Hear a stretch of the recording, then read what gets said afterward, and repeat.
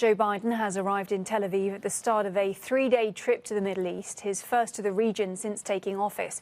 After 2 days of talks with Israeli leaders, he'll visit Palestinian President Mahmoud Abbas in the West Bank on Friday before heading to Saudi Arabia and a meeting of Gulf allies. The trip is aimed at promoting stability and countering Iranian and Russian influence in the region.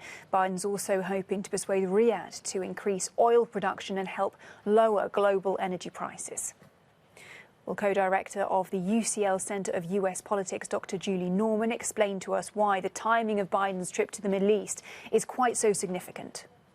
This is a moment when Biden is going to the Middle East, an area where, of course, there's been long-term U.S. interests, but a time when U.S. relationships with Saudi Arabia in particular have been a bit tense over the last few years. So the fact that Biden is not only going to Israel and Palestine, but going to Saudi and possibly meeting with Mohammed bin Salman is quite notable. And it's some that some have some concerns about the optics of that.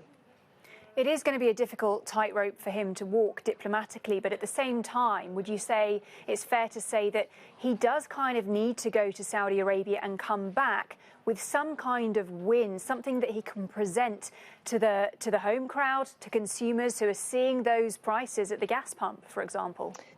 Well, sure. And again, there's a lot that's going to be discussed during Biden's time in the Middle East. But first and foremost is this concern about oil and oil prices and oil supply. It's important to note that the U.S. is not heavily reliant on Middle East oil anymore. Only about 10% of U.S. imports come from the Middle East.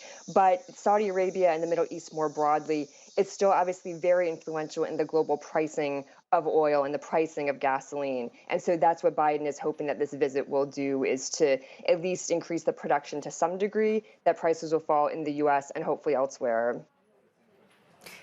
Dr. Norman, as you well know, of course, Washington has been very keen to say that this is about stabilizing the region, that's high on the agenda. The question is, in practical terms, what does that mean?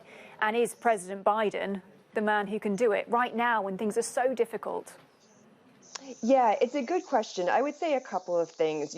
First, Biden is trying to give a little bit more support to the Abraham Accords. That was the agreement that was put in place under the Trump administration that normalized relations between Israel and several Arab countries, including Bahrain and the UAE. So this is a little bit more U.S. support to that arrangement, which has some tacit support from Saudi as well. So there is something to be said for pushing into that a little bit, even though Palestinians see that as further of offsetting them or sidelining them. So it has some counterpoints as well.